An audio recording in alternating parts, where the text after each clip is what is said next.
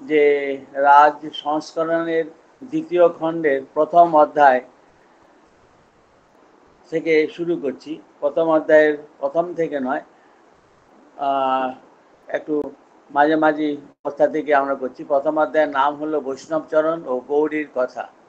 এটি হলো গুরুভাব উত্তরার্ধ, এটি চতুর্থ ভাগ অ্যাকচুয়ালি।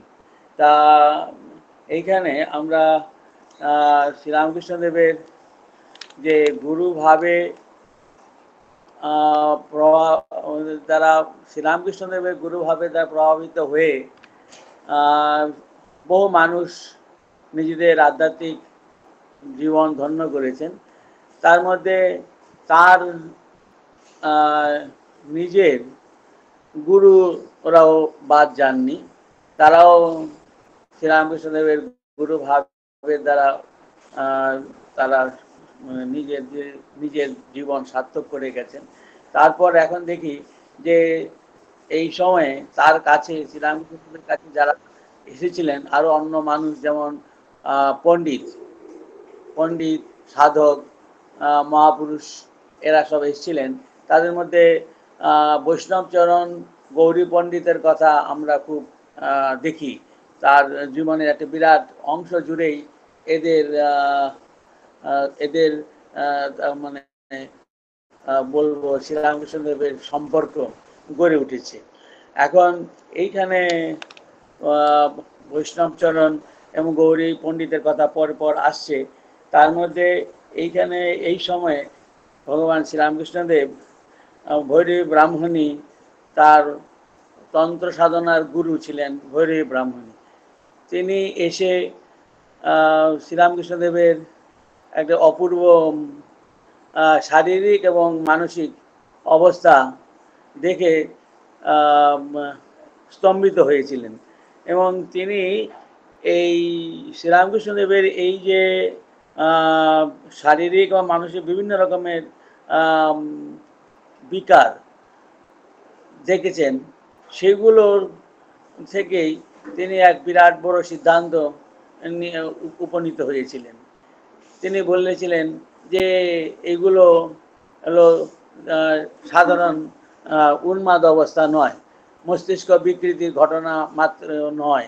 এইখানে এটি শ্রীরামকৃষ্ণদেবের জীবনে যে সমস্ত অলৌকিক বলবো যে শারীরিক ও মানসিক প্রতিক্রিয়া, সেগুলো তিনি বলছেন এগুলো দিব্য উন্মাদ অবস্থা। আধ্যাত্মিক জীবনের উঁচু অবস্থাতে এই সমস্ত হয়ে থাকে। এটি আধ্যাত্মিকতা, উচ্চ আধ্যাত্মিকতার এই ফলস্বরূপ। তা সেইটি জন্যেই তিনি আরও একটি বড় সিদ্ধান্ত নেন, এবং তিনি বলছেন যে শ্রীরামকৃষ্ণদেবের শরীরের মনের যে সমস্ত পরিবর্তনগুলো আমরা লক্ষ্য করছি, এবং তিনি নিজে সেগুলোকে যেভাবে অনুভব করছেন এবং ব্যাখ্যা করছেন, অর্থাৎ শ্রীরামকৃষ্ণদেব যে অনুভবগুলো করছেন সেগুলো তিনি শুনেছেন, আর সেগুলো থেকে শ্রীরামকৃষ্ণদেবকে কতগুলো যে কষ্ট পাচ্ছিলেন তার থেকে তিনি মুক্ত করবার জন্যে কিছু উপায়ও তাকে বিধান দিয়েছিলেন, তার থেকে শ্রীরামকৃষ্ণদেব উপকারও পেয়েছেন। এইগুলো দেখে এবং সেইগুলোই তিনি বললেন, তিনি অর্থাৎ ভৈরবী ব্রাহ্মণী তন্ত্রশাস্ত্রেরও একজন বিদুষী মহিলা ছিলেন, অর্থাৎ তিনি তন্ত্রশাস্ত্র ভালোভাবে পড়াশুনো করেছেন, নিজে সাধনাও করেছেন, আবার বৈষ্ণব সাহিত্য তিনি পড়েছেন। ফলে তিনি বলছেন যে শ্রীরামকৃষ্ণদেবের ভিতর যে সমস্ত আধ্যাত্মিক অবস্থা দেখা যাচ্ছে সেগুলো অত্যন্ত উঁচু আধ্যাত্মিক মার্গের কথাই মানে দেখাচ্ছে, আর সেগুলো মাত্র প্রভু মহাপ্রভু চৈতন্যদেবের জীবনে আর বৃন্দাবনের প্রধান গোপী রাধিকার জীবনে দেখা যায়। এবং এইগুলো আমাদের যে সমস্ত প্রাচীন গ্রন্থে তাদের কথা বলা আছে সেইগুলো হুবহু মিলে যাচ্ছে। তাই সেই জন্যে তিনি বলছেন যে শ্রীরামকৃষ্ণদেব হলেন এই যুগের ঈশ্বরের অবতার, অর্থাৎ ভগবান। তিনি এই রামকৃষ্ণ নররূপ ধারণ করে এই অবতীর্ণ হয়েছেন এবং জগতে যুগের উপযোগী একটি ধর্ম স্থাপন করবার উদ্দেশ্যেই ভগবান এই যুগে অবতীর্ণ হয়েছেন। আর সেইটি তিনি যে ভগবান, তিনি যে অবতার পুরুষ, সেইটি প্রমাণ করবার জন্যে তিনি আবার শ্রীরামকৃষ্ণদেবকে যেমন বলছেন তেমনি আবার অন্যদের কাছেও বলছেন। অর্থাৎ মথুরবাবুকে তিনি যখন বললেন যে অন্যান্য পণ্ডিত যারা শাস্ত্রজ্ঞ পণ্ডিত বা কোনো উঁচু মার্গে সাধক যারা আছেন তারা যদি আসেন তাহলে আমি তাদেরকে সামনে আমি এটি আমার এই যে সিদ্ধান্ত সেইটি আমি বলবো এবং আমি তা প্রতিষ্ঠা করতে চেষ্টা করব। তখন এই জিনিসটি ঠাকুরের সামনেই ভৈরবী ব্রাহ্মণী শ্রীরামকৃষ্ণ মথুরবাবুকে বলছেন। আর ঠাকুরও বলছেন যে দেখো এই যে ব্রাহ্মণী যা বলছে এটি করো, অর্থাৎ এই সমস্ত এই যে পণ্ডিতদের ডেকে আনো, তারা এই যা বলছে যে এই কথাগুলো কি সত্য কিনা মানে এটা দেখা দরকার, এটি ছেড়ে দিলে হবে না।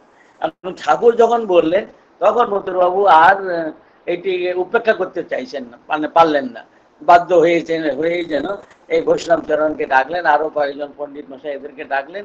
গৌরী পণ্ডিত পরে এসেছিলেন। তাই এই জন্যে এখানে একটি বলছেন ছোটখাটো একটি সভার আয়োজন হয়েছিল, এটা আমরা বুঝতে পারি। লেখক শারদানন্দজি বলছেন একটি বৈষ্ণবচরণের আগমনে দক্ষিণেশ্বরে পণ্ডিত সভা হয়েছিল।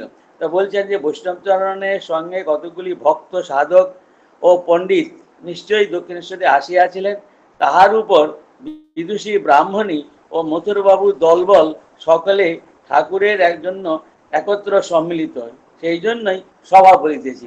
এদিকে ঠাকুরের হয়ে ভৈরবী ব্রাহ্মণী আছেন, মথুরবাবু আছেন এবং পাশাপাশি যারা ঠাকুরের বলবো ভক্ত বা সেবক ছিলেন তারাও সঙ্গে আছেন। আর বিপরীত দিকে বলবো যে বৈষ্ণবচরণ এবং তার অনুগামী সাধক বা পণ্ডিত এরা তারা সব বসেছিলেন ওই কালী মন্দিরের সামনে যে নাট মন্দির, সেই নাট মন্দিরে বসেছিলেন। এইটি এখানে আমাদের সাধারণজি বলছেন যে আমরা এটি মানে তিনি তো পরে লিখছেন সেগুলো ঠাকুরের কাছে যেমন শুনেছিলেন সেইভাবে লিখে তারপরে বলছেন যে আমরা কল্পনা করতে পারি যে ওখানে ওই নাট মন্দিরে একটি ছোটোখাটো সভা আয়োজিত হয়েছিল এবং সেইখানে ভৈরবী ব্রাহ্মণী প্রথমেই বৈষ্ণবচরণকে লক্ষ্য করে বলছেন যে শ্রীরামকৃষ্ণদেবের ভিতরে এই সমস্ত অলৌকিক কতগুলো বিকার উপস্থিত হয়েছে। যেমন একটি কথা বললেন তিনি যে গাত্রদাহ, শরীরে যার যন্ত্রণা হচ্ছিল তারপরে তার বিধানস্বরূপ তিনি নিজেই দিলেন যে এই 3 দিন সুগন্ধি ফুলের মালা পরে থাকতে হবে আর সমস্ত শরীরে ওই চন্দন লেপে দিতে হবে। দেখা গেল 3 দিনের মধ্যেই সমস্ত এই জ্বালা যন্ত্রণা দূর হয়ে যায়। এবং এই সমস্ত কথা তিনি বলছেন যে আমাদের এই সমস্ত এই ভক্তি গ্রন্থে এগুলো সব বর্ণনা আছে। আবার এই যে শ্রীরামকৃষ্ণদেবের ভিতরে যে বলছেন যে 19 প্রকারের ভাব একত্র প্রকাশিত হয়েছে। 19 প্রকারের ভাবের কথাও এখানে উল্লিখিত হয়েছে।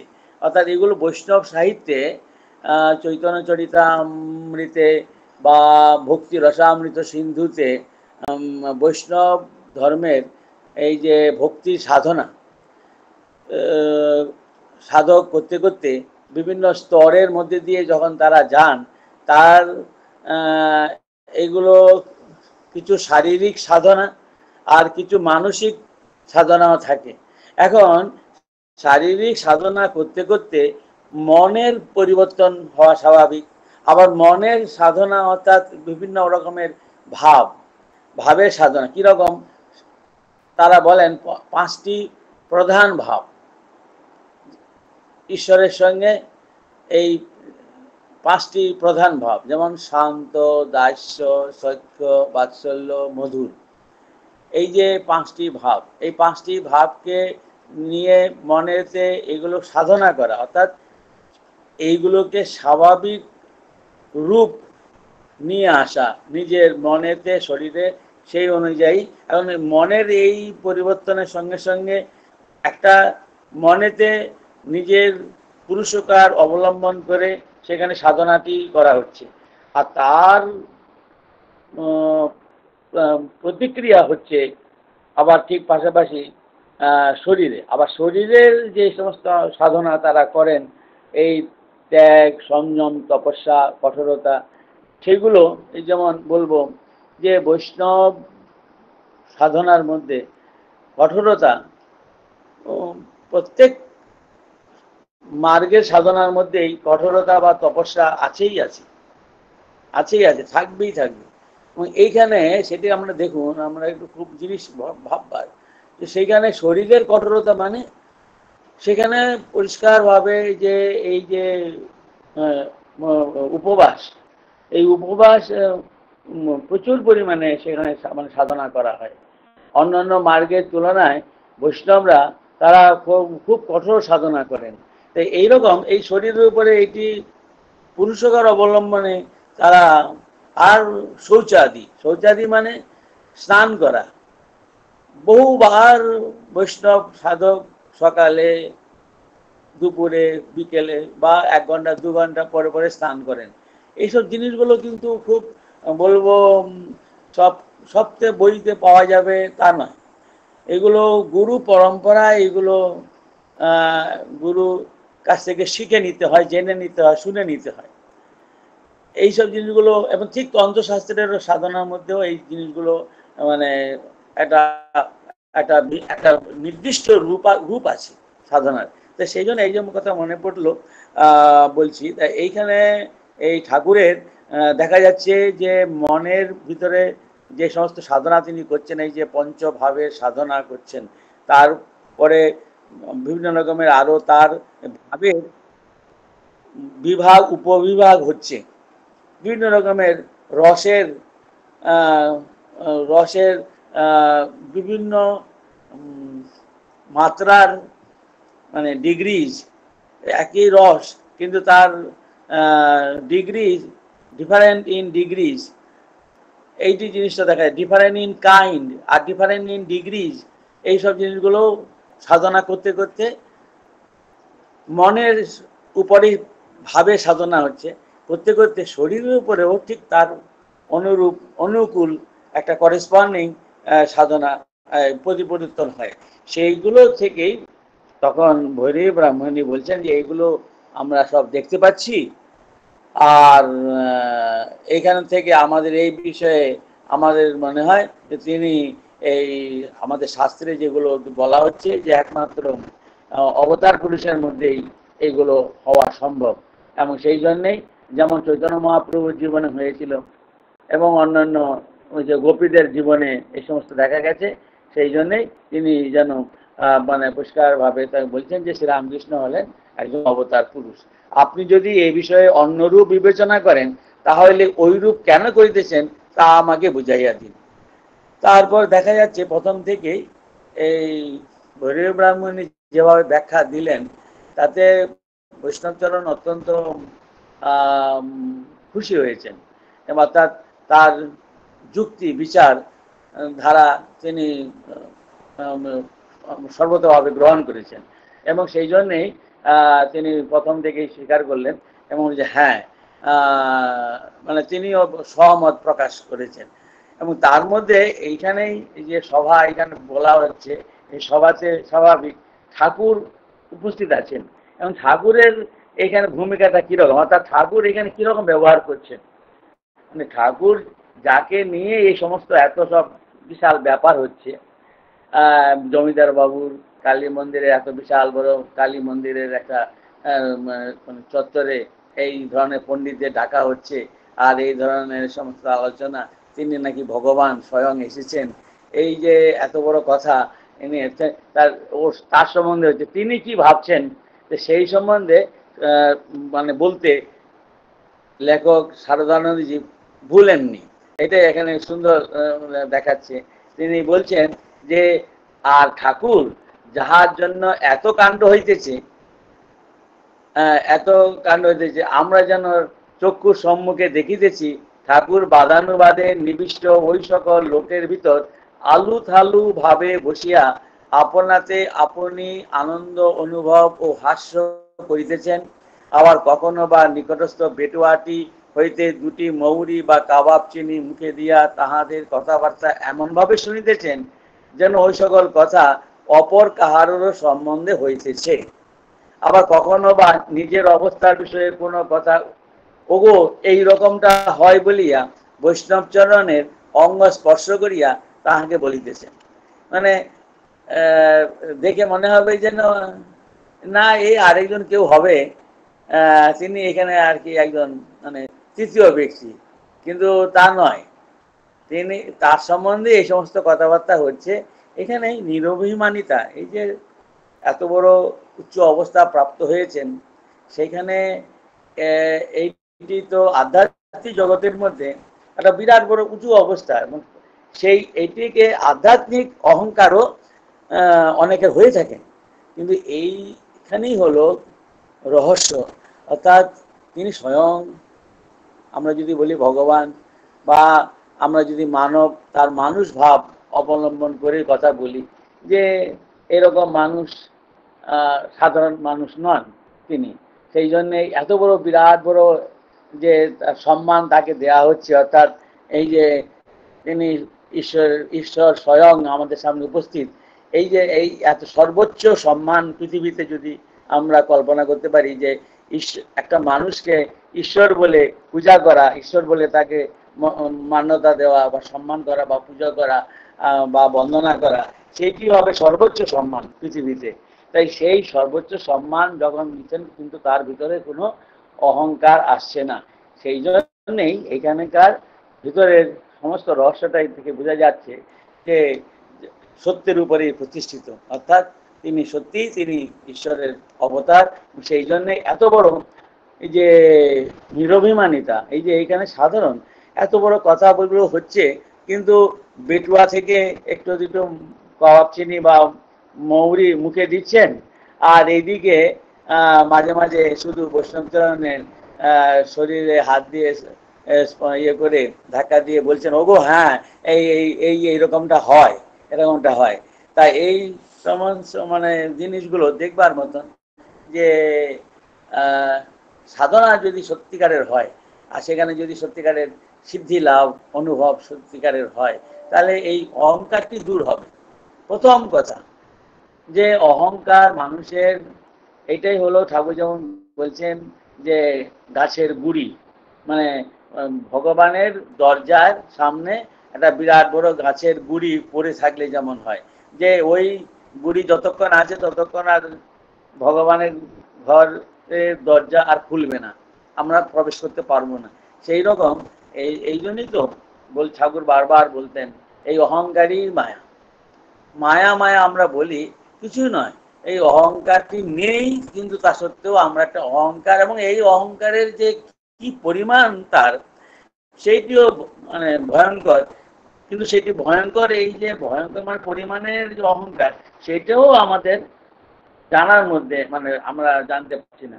তাই সেইটির জন্য সাধনা দরকার, আমার তো তাই মনে হয়। যে আর এইটি ধীরে ধীরে যদি আমরা সাধনা যদি ঠিকভাবে সংযম, কঠোরতা, তপস্যা এবং ভগবানের প্রতি অনুরাগ, এই সব সাধনাগুলো আমরা করি, তাহলে এই আমি ধীরে ধীরে দুর্বল হবে, এবং আমি একদিন চলে যাবে, এবং নাশ হয়ে যাবে, মানে নেই হয়ে যাবে। জিনিসটা এখনো নেই, কিন্তু মনেতে এরকম একটা কল্পিত জিনিস হয়ে আছে, সেই কল্পনাটা মন থেকে চলে যাবে, দূর হয়ে যাবে। এই জন্য বলছেন আমি মলে ঘুচিবে জঞ্জাল। এখানে এই যে ঠাকুরের সম্বন্ধে এত বড় কথা, ঠাকুর কিন্তু একেবারেই নিরভিমান একটি বাচ্চা, একটি ছোট্ট বালক হয়ে এইসব কথাবার্তা তিনি শুনছেন। তারপরেও দেখুন এইখানে আরো একটা প্রসঙ্গ পরে শেষে আছে, যখন সমস্ত মেনে নিলেন বৈষ্ণবচরণ, তখন বৈষ্ণবচরণ তার উত্তরে বলেছেন খুব সুন্দর কথা। তিনি বলেছিলেন যে যে প্রধান ঊনবিংশ প্রকার ভাব বা অবস্থার সম্মিলনকে ভক্তিশাস্ত্র মহাভাব বলিয়া নির্দেশ করিয়াছেন, এবং যাহা কেবল একমাত্র ভাবময়ী শ্রী রাধিকা ও ভগবান শ্রী চৈতন্যদেবের জীবনে এ পর্যন্ত লক্ষিত হইয়াছে। কি আশ্চর্য! তাহার সকল লক্ষণগুলি ঠাকুরকে দেখাইয়া ইহাতে প্রকাশিত বোধ হইতেছে। জীবের ভাগ্যক্রমে যদি কখনো জীবনে মহাভাবের আভাস উপস্থিত হয়, তবে ওই 19 প্রকারের অবস্থার ভিতর বড় জোর 2-5টা অবস্থায় প্রকাশ পায়। দেখলেন যে 19 প্রকারের ভাব একত্র দেখা গিয়েছিল চৈতন্যদেবের জীবনে আর রাধিকার জীবনে। আর সাধারণ জীবের জীবনে মহাভাব সাধারণত দেখাই যায় না, এটি অসম্ভবই আমরা বলতে পারি। কিন্তু যদিও বা কোনো সাধারণ মানুষের জীবনে এটি উপস্থিত হয়, তো বলছেন যে 19টা ভাব দেখা যাবে না, ওই 2-5টা ভাবেই প্রকাশ পায়। তাতেই এই ভাবের মানে কি, মনের উপর একটা বিরাট বড় একটা তোলা পাড়া হয়, বিরাট বড় তোলা পাড়া হয়। যদি ওই যে ঠাকুর যেমন বলছেন যে হাতি যদি বড় দিঘিতে সায়ের দিঘিতে সরোবরে নামে, তখন জল আর অত তোলাপাড়া হবে না। যদি একটা ছোট জলাশয়ের মধ্যে, পুকুরের মধ্যে যে একটা হাতি ঢুকে পড়ে, তাহলে তো সেই জল তো একেবারে তোলপাড় হয়ে যাবে। সেই রকম এই সমস্ত উঁচু ভাব বলছেন, ঠাকুর বলছেন ভাব হস্তি, সেটা যদি কারো ভিতরে প্রবেশ করে, তাহলে তো সমস্ত ভেঙে চুরে সাধারণ মানুষের কাছে সমস্ত শরীর মন ভেঙে যায়। বলছেন এই তখনই যে অবস্থাটা হয়, একেবারেই পাগল, একেবারেই পাগল। সে নিজেও কিছু বুঝতে পারবেন না, অপরেরাও দেখে বলবেন ও পাগল, এবং তাকে উপেক্ষা করে চলবেন। তো সেই জন্যে সাধারণ মানুষের ভিতরে এগুলো হয় না। যদি 2-4টে ভাব এরকম এসে যায়, প্রকাশিত হয়, তাহলে এই রকম একটা অদ্ভুত মানে পাগলের অবস্থা হয়, মানে দেখাবে। লোকে সাধারণভাবেই কেউ ধরতে পারবে না, সেই অবস্থাতে বেশি দিন বাঁচতেও পারেন না, বাঁচতেও পারেন না। সাধারণত এই জন্যই তো বলা হয় যে নির্বিকল্প সমাধি যদি সাধারণ জীবের হয়ে থাকে, তারপরে 21 দিন মাত্র শরীরটা থাকে। তারপর ওই নির্বিকল্প সমাধিরও যে প্রতিক্রিয়া, তার যে রিপারকেশন, বা তার যে মানে ভাবের যে চাপ, যে প্রতিক্রিয়া, যে তার সেই চাপ, এই সাধারণ শরীর মন, এই যে শরীরে যে আমরা হাড় মাংস সব রয়েছে, নার্ভ, এগুলো বিপর্যস্ত হয়ে যায়, ভেঙে যায়, সেই জন্যই শরীর চলে যায়, এটাই বলা হচ্ছে। তো সেই জন্যে এখন এইখানে ঠাকুরের জীবনে বলছে 19 প্রকারের ভাব মানে একত্র উপস্থিত হয়েছে। তা সেই সমস্ত শুনে ঠাকুরও মানে যেন অবাক হয়ে গেছেন। তা মথুর প্রভৃতি উপস্থিত সকলে বৈষ্ণবচরণের কথা শুনিয়া একেবারে অবাক। আর ঠাকুরও স্বয়ং বালকের ন্যায় বিস্ময় ও আনন্দে মথুরকে বলিলেন, ওগো বলে কি, যা হোক বাপু, রোগ নয় শুনে মনটায় আনন্দ হচ্ছে। যে এতদিন সবাই বলছিল যে শরীরের অসুখ ব্যাধি হয়েছে, শরীর অসুখ হয়েছে, সেই জন্য চিকিৎসার জন্য আমার চিকিৎসা ব্যবস্থা চলছিল। তো এই যে সমস্ত কথা, এগুলো থেকে বোঝা যায় যে অহংকার কি জিনিস ঠাকুরের তা ছিল না, অহংকার বলতে ছিল না। একবার কথামৃতের মধ্যে বলছেন মাস্টারমশাই বলছেন, আপনার ভিতরে যে অহংকার, সেটি আপনি মাকে বলেছেন বলেই তিনি রেখেছেন। বলে না না, আমি বলিনি, তিনিই রেখেছেন এই পর্যন্ত। তা মায়ের জগন্মাতার ইচ্ছাতেই এইখানে তার ভিতরে যে এই সামান্য আমি, অর্থাৎ এই যে ভক্ত আমি, দাস আমি বা বিদ্যার আমি রেখেছিলেন, দেখা যাচ্ছিল এই শ্রীরামকৃষ্ণের ভিতরে, সেটি তিনি রাখেননি, তিনি বলেননি, বা মাও জগন্মাতাও বলেননি। জগন্মাতার ইচ্ছাতেই এটি ছিল এই পর্যন্ত। এবং সেই জন্যেই শ্রীরামকৃষ্ণদেব এই মানে সাধনা সমস্ত করার পরেও বেশ কিছু বছর ছিলেন, এবং তারপর এই ধর্ম প্রচার রূপ এই যে দিব্যভাবে আরূঢ় হয়ে এবার ধর্ম প্রচার করে গেছেন, এইটা এখানে দেখা যাচ্ছে। তারপর দেখা যায় যে এখানে একটি বিশেষ আলোচনা শারদানন্দজি নিয়ে আসছেন, যে এই যে তন্ত্র শাস্ত্র বা তন্ত্রের সাধনা, শাস্ত্র অনুযায়ী যে সাধনা মার্গ রয়েছে, তন্ত্র মার্গ, তারপর আবার পরবর্তীকালে এই তন্ত্রশাস্ত্রকে ধরেই কিছু বৈষ্ণব ধর্মের মধ্যে, বৈষ্ণব সাধক অনুগামীদের মধ্যে কয়েকটি বলা যায় যে সম্প্রদায় বা ভাগ প্রবিভাগ দেখা যাচ্ছে। সেইগুলো কিভাবে যে এগুলো গড়ে উঠলো, এর ইতিহাস এইখানে অত্যন্ত সুন্দরভাবে যুক্তি বিচারের মধ্যে দিয়ে এবং প্রাচীন সমস্ত গ্রন্থের বর্ণনা দিয়ে, প্রাচীনদের কথার সমর্থন নিয়েই শারদানন্দজি একটা বলবো যে বিচার ধারা অবলম্বন করে একটা সিদ্ধান্তে আসছেন এই তন্ত্রশাস্ত্রের উৎপত্তির ব্যাপারে। উৎপত্তি কিভাবে হলো এবং তন্ত্রশাস্ত্রের মধ্যে বৈশিষ্ট্য বা ইউনিকনেস, অভিনবত্ব কি ছিল তন্ত্র সাধনার মধ্যে, সেগুলো তিনি তুলে ধরেছেন।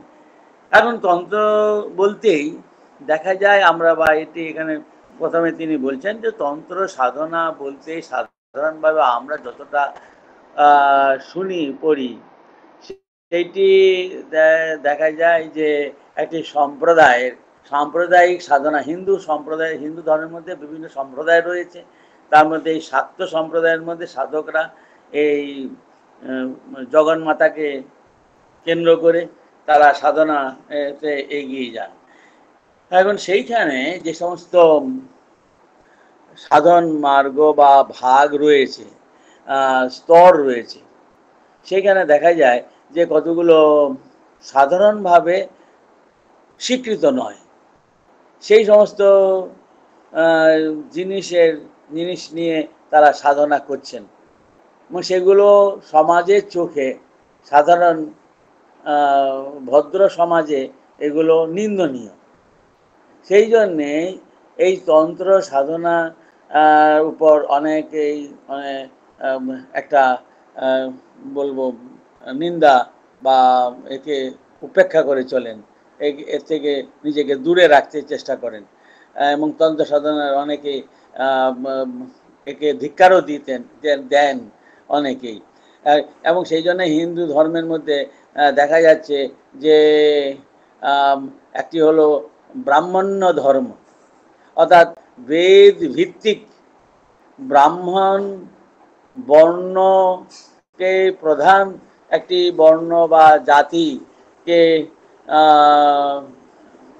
ভিত্তি করে যে বেদমার্গী সাধক, তাকেই বলা হচ্ছে ব্রাহ্মণ্য ধর্ম। ব্রাহ্মণ্য ধর্ম একটি মানে ধারা বেদের হিন্দু ধর্মের মধ্যে দেখা যায়। আবার অন্য কতগুলো রয়েছে সাম্প্রদায়িক, যেগুলো মানে বেদ ভিত্তিক নয়, কিন্তু সাম্প্রদায়িক এক একটি শাস্ত্রের উপর, বেদের উপর নয়, বেদ মানে শাস্ত্রের উপরে ভিত্তি করে চলছে। যেমন শাক্ত সম্প্রদায়ের শাস্ত্র রয়েছে, শাক্ত বা তাদের সেই শাস্ত্রের নামও হলো তন্ত্রশাস্ত্র। আবার বৈষ্ণবদেরও এরকম রয়েছে। আবার শৈবদেরও এইগুলো হলো যে ঈশ্বরের একটি বিশেষ রূপ বা অবস্থাকে ঈশ্বর বা পরমেশ্বর বলে চিন্তা করে, ধ্যান করে, তাকে লক্ষ্য করেই এই সমস্ত সাধনার উদ্ভব হয়েছে এবং সম্প্রদায় গড়ে উঠেছে। তা এইখানে এবং এই যে তন্ত্র সাধনা বা তন্ত্র শাস্ত্রের যে উদ্ভব, সেইটা সম্বন্ধে এখানে যে আলোচনা করেছেন এটি অত্যন্ত গভীর আলোচনা। একটা বেশ বলবো যে ধাপে ধাপে তিনি করে গেছেন। একটি ধাপে ধাপে মানে অ্যানালিটিক্যাল স্টাডি। এইখানে এই যে বলছিলাম যে তন্ত্র সাধনার উপর অনেকেরই একটা বিদ্বেষ ভাব মনেতে পোষণ করেন। এর মধ্যেই বলবো যে শ্রীরামকৃষ্ণদেব নিজেও এই বৈষ্ণব এই যে তন্ত্র সাধনা, একে তিনি ভালো চোখে দেখতেন না, ভালো চোখে দেখতেন না। এরা কেন, এই জন্য বলছিলাম যে সমাজে যে সমস্ত নিন্দনীয় জিনিস, সেগুলো নিয়েই তারা সাধনায় ডুবে থাকেন। যেমন এই যে তিন ভাবে সাধনার কথা, তিনটি অধিকারীর কথা বলা হয়েছে। বলবো অধম অধিকারী, মধ্যম অধিকারী আর উত্তম অধিকারী। তা এই অধম যে অধিকারী, সবে মাত্র সাধনার প্রথম সোপানে পা দিয়েছেন, তার ভিতরে পশু ভাব মানে প্রবলভাবে আছে, অর্থাৎ কাম ক্রোধাদি এগুলো সব রয়েছে, কামিনী কাঞ্চনের ভিতরে মন ডুবে আছে। তার জন্যও তন্ত্র এগিয়ে এসেছেন, তাকে সাধনার বিধান দিচ্ছেন। তা এই সাধককে বলা হয় যে তিনি এই এই যে পঞ্চ, হ্যাঁ, যে মধ্যম যে অধিকারী পশু, তাকে বলা হয় পশু, এই অধিকারীকে বলা হচ্ছে পশু। দ্বিতীয় বা মধ্যম অধিকারী, তাকে বলা হয় বীর। তিনি বীর, তিনি একজন হিরো। এই বীর হিরো তিনি যেন যুদ্ধ করতে নেমেছেন, এবং সেইখানে যে সমস্ত জিনিস মানুষের মনকে প্রলুব্ধ করছে, ভোগ্য জিনিস প্রলুব্ধ করে, সেই সমস্ত জিনিসগুলোকেই জগন্মাতাকে নিবেদন করে জগন্মাতার প্রসন্নতা লাভ করেন, এবং জগন্মাতার প্রসাদ হিসাবে সেই সমস্ত নিন্দনীয় জিনিসগুলোকে তিনি নিজে গ্রহণ করেন বা ভোগ করেন, এবং তার মধ্যে থেকেই আবার অবনতি না হয়, উন্নতি করবেন। সেই জন্য বলে কি করে তিনি করছেন সেটি, সেই জন্য তার ভিতরে রয়েছে বীরত্ব, অর্থাৎ ভোগের জিনিসের মধ্যে থেকেই তিনি নিজেকে, এই ভোগের প্রভাব থেকে নিজেকে মুক্ত রাখতে পারছেন, এই ক্ষমতা তার রয়েছে বলেই তাকে তিনি হলেন একজন বীর, অর্থাৎ যোদ্ধা। তিনি একজন প্রবল যোদ্ধা। তিনি এই জন্যই বলা হয়, সেই শাস্ত্রে আছে যে স্নান করবেন কিন্তু চুল ভিজবে না, এরকম যে এইগুলোকে বলা হয় যে পঞ্চমকার রয়েছে। এই পঞ্চমকার নিয়ে সাধন একমাত্র ইনি করতে পারেন, অর্থাৎ বীরেরাই করতে পারেন। এই এরাই পঞ্চমকার নিয়ে সাধনা করেন। আর শ্রীরামকৃষ্ণদেব তন্ত্রমতে সাধনা করেছেন, কিন্তু বীরভাবে সাধন করেননি। আবার তন্ত্রমতের সব সাধনাই করেছেন, এও সাধারণভাবে বলা হয়েছে। কিন্তু এর থেকেই বোঝা যায় যে পঞ্চমকার নিয়ে স্থূলভাবে সাধন তিনি করেননি। পঞ্চমকারের আবার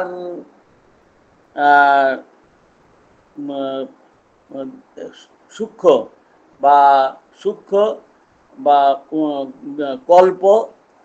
বা কল্প রূপ আছে, আর স্থূল রূপও আছে। স্থূল রূপে শ্রীরামকৃষ্ণ সেগুলোকে তিনি গ্রহণ করেননি এবং সেগুলো নিয়ে সাধনা করেননি। সেই জন্য বলা হচ্ছে যে বীরভাবে সাধনা করেননি, কিন্তু কল্প বা সাবস্টিটিউট হিসাবে যারা উঁচু স্তরের সাধক তারা করতে পারেন, তাকে বলা হচ্ছে দিব্য সাধক বীর।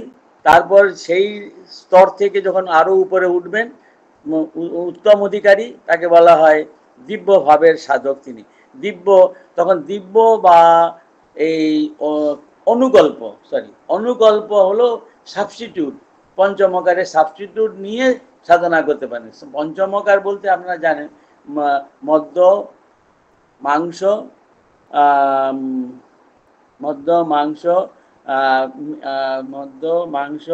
আর হলো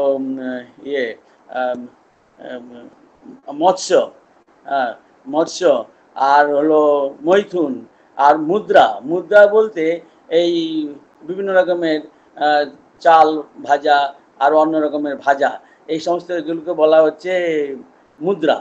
তো এই পঞ্চমহাকার দিয়ে মায়ের পূজা করা হবে, করে তার প্রসাদ নিয়ে তিনি সেটি গ্রহণ করবেন, সাধক গ্রহণ করে থাকে। তা এই পঞ্চমহাকারের সাধনা একমাত্র স্থূলভাবে করবেন এই বীরভাবে সাধক, কিন্তু শ্রীরামকৃষ্ণ তা করেননি। সেই জন্য বলা হয়েছে তিনি বীরভাবের বা পঞ্চমহাকার নিয়ে সাধনা করেননি, কিন্তু তিনি অনুকল্প বা সাবস্টিটিউট, যেমন মদ, সেটি হলো এই যে নারকেলের জল, নারকেল ফাটানোর পরে যে জলটা পাওয়া যায়, সেই জলটা কাঁসার পাত্রে রেখে মাকে নিবেদন করলে পরে সেই জলটাকে বলা হচ্ছে এটা মদের অনুকল্প। এরকম সব আরো অনেক সব রয়েছে, আমি ভিতরে প্রবেশ করছি না। তা এই যে এই এর দ্বারা কি হয়, একটা সাইকোলজিক্যাল রিভলিউশন ঘটে। এর দ্বারা প্রথম যে স্তরের সাধক, যে তার ভিতরে পশুত্ব প্রবলভাবে রয়েছে, সে কখনো পঞ্চমহাকারের ধারে কাছে যায় না। তারা অত্যন্ত শৌচ, বৈরাগ্য, এবং তাদেরকে বলা হয় দক্ষিণাচার।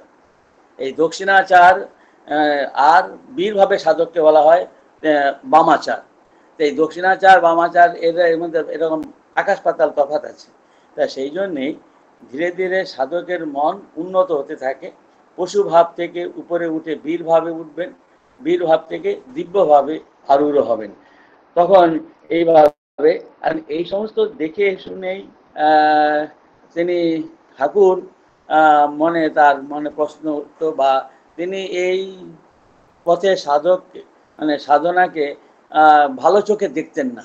তার মনেও একটা বিদ্বেষ মনে আসতো, তিনি এটিকে খারাপ বলেই মনে করতেন।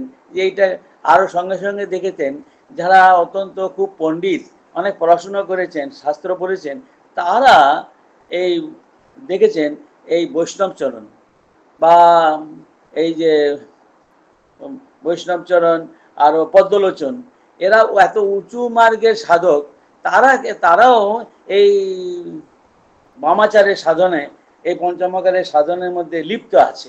কর্তাভজা বলে একটি সম্প্রদায় আছে, সেখানে এই ধরনের নিন্দনীয় জিনিস নিয়েই তারা সাধনা করে থাকেন, স্ত্রীলোক নিয়ে সাধনা করে থাকেন। সেই জন্যে এদেরকে, এরা কেন পণ্ডিত মানুষ হয়ে তারা কেন এই সমস্ত খারাপ জিনিস, খারাপ পথে সাধনার মধ্যে যুক্ত আছেন। তা পরে পরে পরে পরে ওদের সঙ্গে তিনি মিশেছেন যতদূর, ওদের এরা ঠাকুরকে তাদের সম্প্রদায়ে নিয়ে গেছেন একাধিকবার, এবং তাদের সঙ্গে কথাবার্তা বলে তাদের যারা সাধনা করছিলেন তাদের মনের অবস্থা পরিবর্তন দেখে তিনি কিন্তু নিজের এই মত বা এই চিন্তাভাবনা তিনি থেকে মুক্ত হয়েছিলেন, পরিবর্তন করেছিলেন। অর্থাৎ এই তন্ত্র সাধনা বা তন্ত্র পথকে তিনি নিন্দা বা দ্বেষ করতে চাইতেন না। মানে এই নিন্দা করা, এই বা বিদ্বেষ করা, এটি তিনি ত্যাগ করলেন নিজে। আবার অন্য কেউ যদি তার কাছে এই তন্ত্র সাধনা সম্বন্ধে নিন্দা করত, তখন তিনিও বলতেন, আরে নিন্দা করবি কেন, নিন্দা করতে নেই, এইটাও একটা পথ। তবে জানিস তো, বাড়িতে ঢুকবার জন্যে, বাড়ির ভিতরে ঢুকবার জন্যে যেমন সামনের দিকে একটা পথ থাকে, তেমনি পিছন দিকেও একটা পথ থাকে। সেটা হলো নোংরা পথ বা অশুদ্ধ পথ। সেই অশুদ্ধ পথেও দিয়েও কেউ যদি যেতে চায়, তাহলে বাড়ির ভিতরটাও সে যেতে পারে, এটা অসম্ভব নয়। এটা তিনি বলছেন যে, আর তোকে, অর্থাৎ এখানে নরেনই এই ধরনের তন্ত্র সাধনায় তিনি নিন্দা করছিলেন একদিন। সেই জন্যই নরেনকেই তিনি বোঝাচ্ছেন, এবং তিনি বলছেন না, নিন্দা করার প্রয়োজন নেই। আর তোকে তো বলা হচ্ছে না তুমি ওই পথে সাধনা করো, তারা তো কখনো তোমাকে বলছে না। তো সেই জন্যে বলে নিন্দা করতে নেই।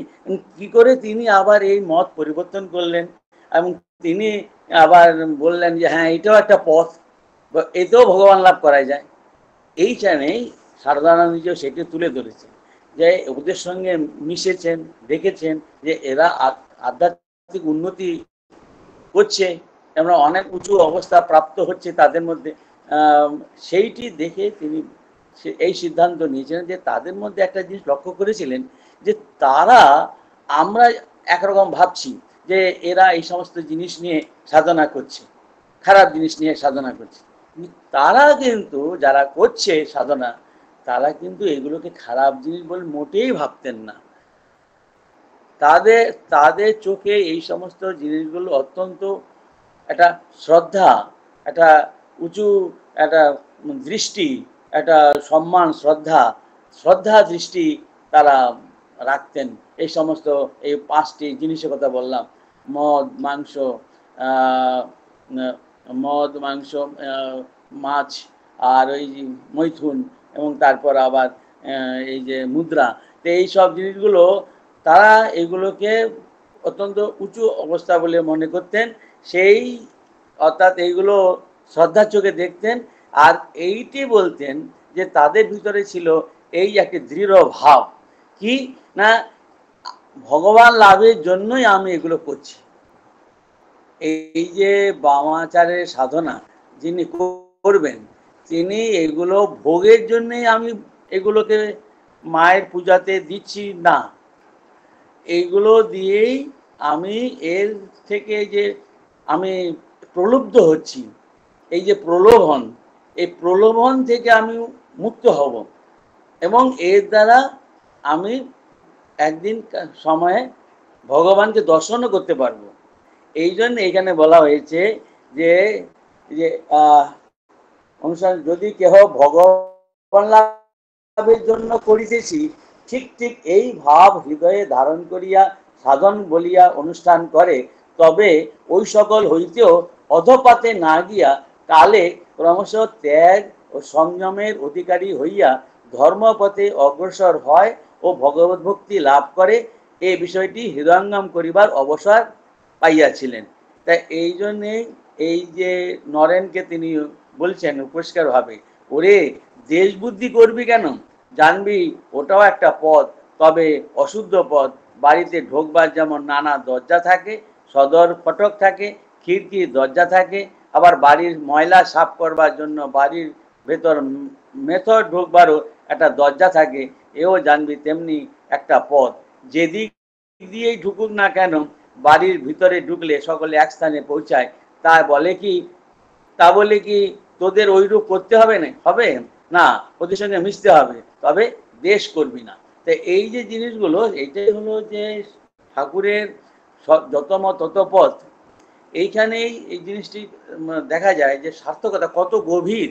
যত মত তত পথ বলতে যে তিনি সর্বধর্ম সমন্বয়, যে এই যে তত্ত্বটি যে কত গভীর, অর্থাৎ কি করে যে কোনো মতকেই বলবেন আপনি ভগবান লাভের পথ।